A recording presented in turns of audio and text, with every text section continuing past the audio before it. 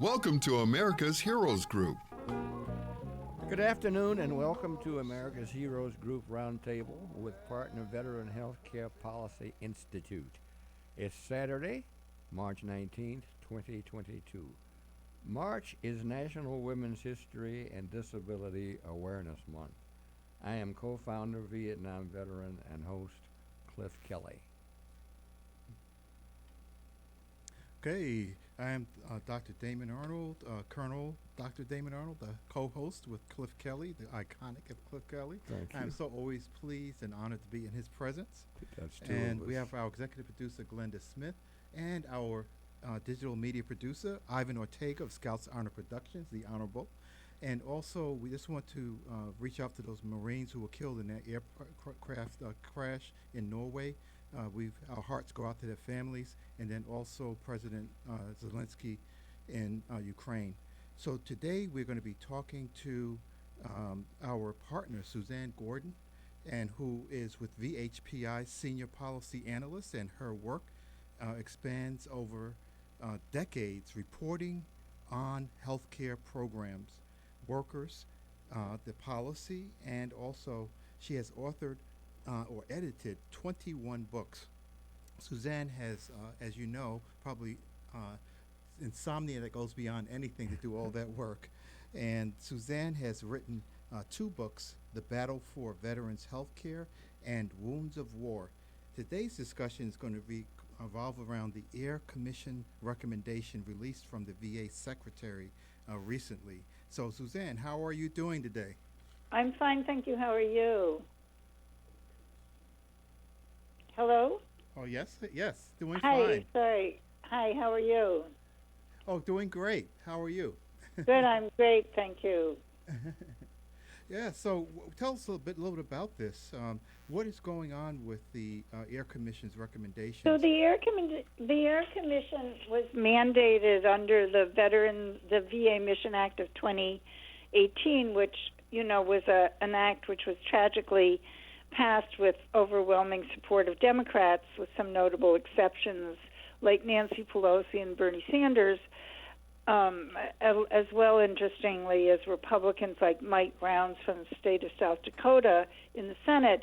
And it outsourced a lot of care to the private sector, and it established something called an Asset and Infrastructure Review Commission to figure out over the next couple of decades which VA facilities to close, improve, repurpose, consolidate, et cetera.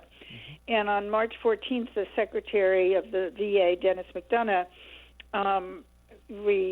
released his recommendations, which involve shutting down medical centers, hospitals, emergency departments, inpatient units, clinics, mental health, and it's really, in our view at VHPI, and certainly in my view, a big privatization effort, which I think should be resisted. It's already attracted a firestorm of protests from unions and from congressional, congressmen and senators, including, ironically, John Tester, who sponsored the bill and is now claiming that, he didn't intend for this to happen, or for this kind of recommendation to happen. Oh boy, so the Assets Infrastructure Review, that's what AIR stands for. And so this is not about reorganizing what's already existing under the existing VA system, but a move to privatize it. That's what you're saying. Well, it's very complicated because, he's claiming, the Secretary. So let me just say that what has to happen is that the VA Secretary makes this list of recommendations. The recommendations were based on very flawed data, which we can discuss, that was assembled by Trump-era consultants and who, tilted very heavily towards outsourcing and privatization. And the recommendations go to this Air Commission, which a 9-member commission, which the Secretary also, or the President also announced the membership of this commission, which we can discuss. It's quite disturbing. And then the commission has to, has a very short amount of time to review thousands and thousands of pages of documents, and then submit a list of recommendations, which could be the same as the secretaries or not, to the president, who then can say, oh, we like this, oh, we don't like it, send it back to the commission, and then the final list goes to the president. The president can kill it or send it to Congress, and Congress, like the base clothing legislation, has to vote it up or down.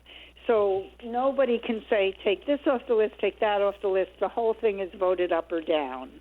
Yeah, because, it came out in 3 parts, right? So the first part was about 85. Okay.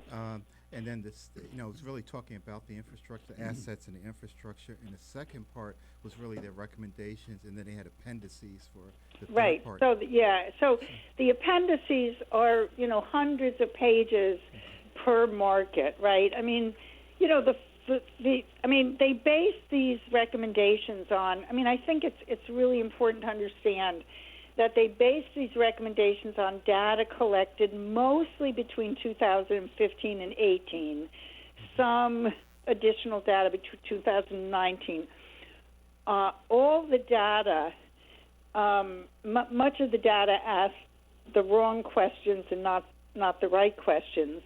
And then none of the data includes the impact of COVID on the American healthcare landscape, and which has completely changed. And when they looked at the commercial healthcare facilities and institutions and systems, they never asked. They make assumptions about developing strategic partnerships with private sector providers, but they never asked the private sector providers if they wanted to partner, if they had the capacity to absorb veteran patients, if they had the competence, or, most importantly, if they would accept VA payment rates. So the data, the secretary, in my view, should have rejected the data and said we need to go back to the drawing board. Instead, he's committed to the Biden administration to, in my view, a disastrous plan of privatization. And, this is in an election year. There's going to be an election, a midterm election, and already the Republicans who, many of whom voted for this or supported this, are saying Biden is abandoning veterans. And I think that the president and the Democrats risk losing the election to the Republicans in part because of this, because they just fed, they fed the Republicans or the opposition with their talking points for the midterms, at least when it comes to the veteran voter. Yeah, so, this commission, when they actually formulated the membership for the commission, if I give a paper, for example, I have to always have a disclosure statement. Do I have private interest in presenting my data and my information? So how do they pick this commission, and who's really on it? Are they representative of the veterans themselves, or are they? Oh, Damon, that is such a good question.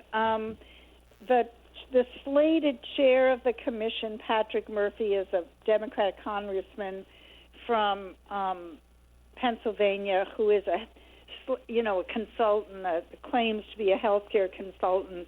He is on an advisory board to Cerner, which has, made billions in this botched VA IT adventure.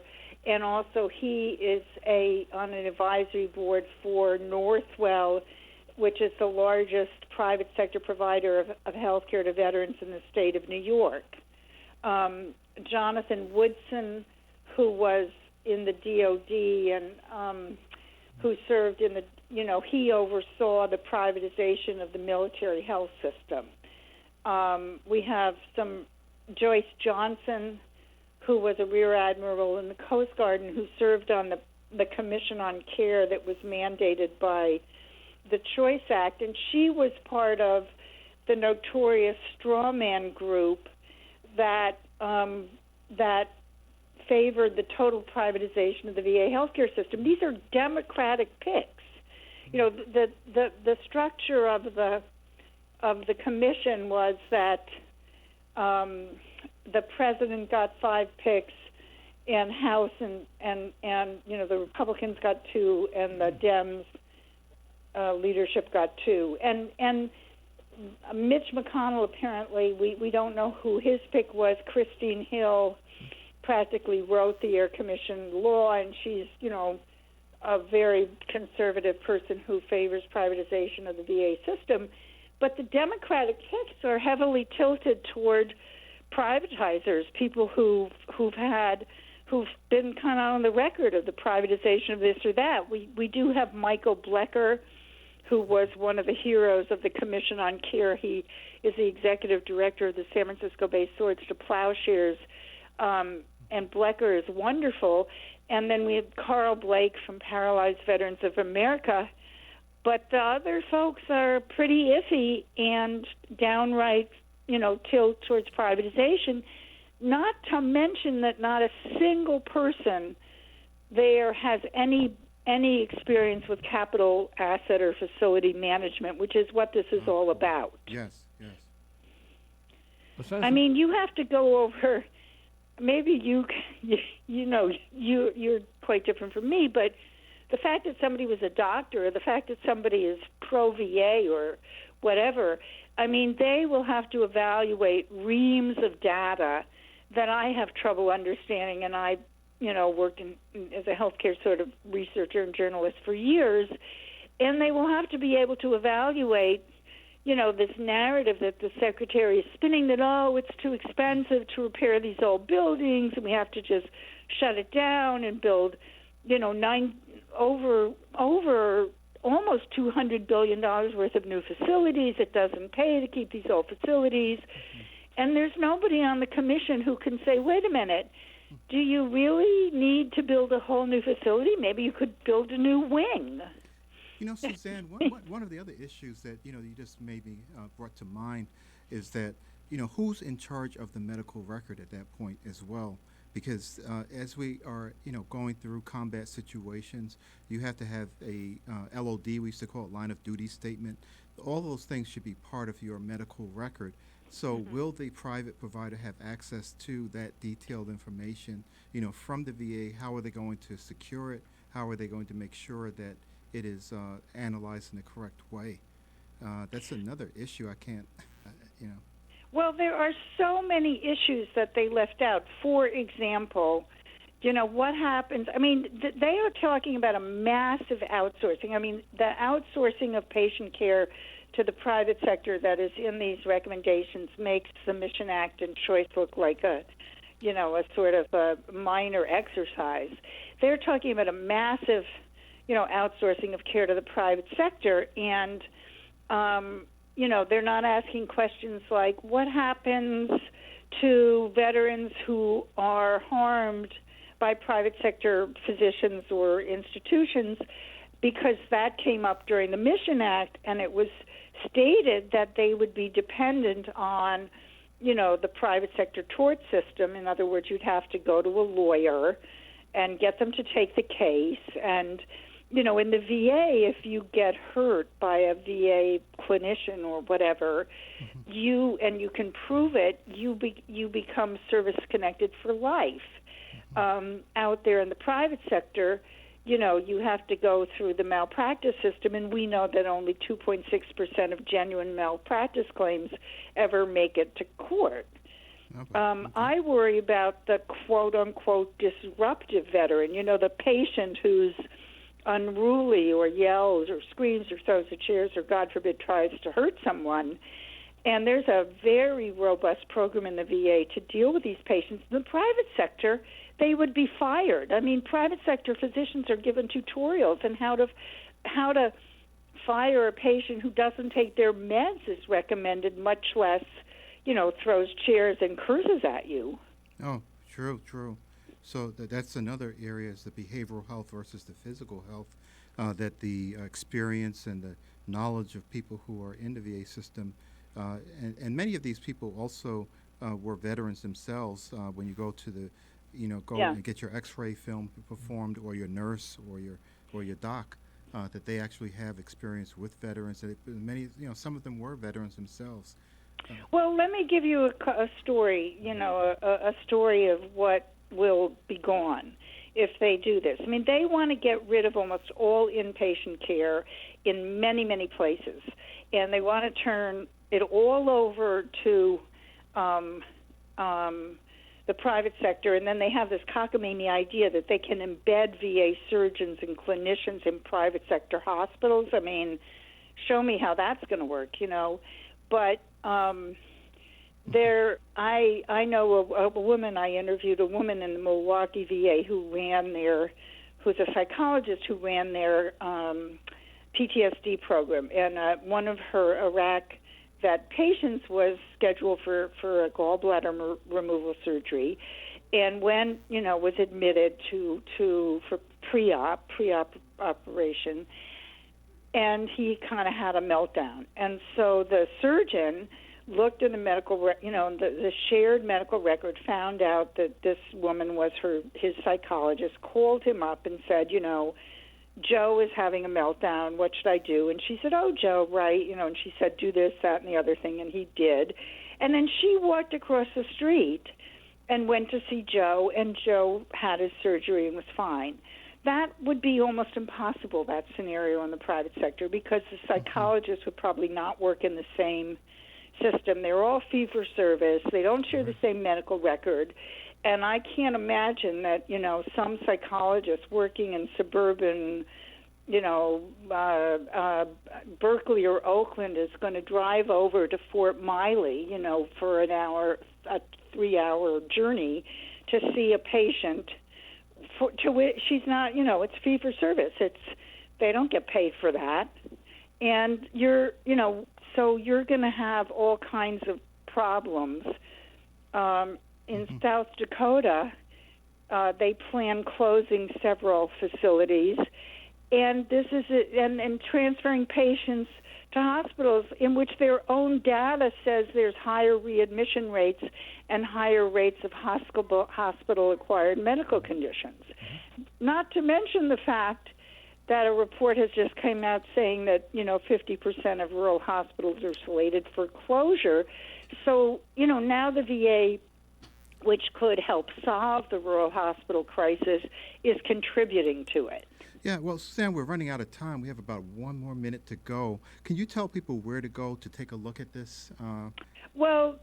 If you want to look at, I would suggest that folks go to our website, yes, which is veteranspolicy.org, and look at our analysis of the questions they didn't ask, and then we have some stuff on it that, are articles. But you can go to the Federal Register to see, just the put in actual document. VA, the VA Secretary Recommendations Federal Register, and what you mentioned, Damon, will come up. The introduction, blah blah blah. Well, we have to have you back on this issue. This issue is not going anywhere, and we will have you back at some point to talk about this again in depth, because this is not going anywhere.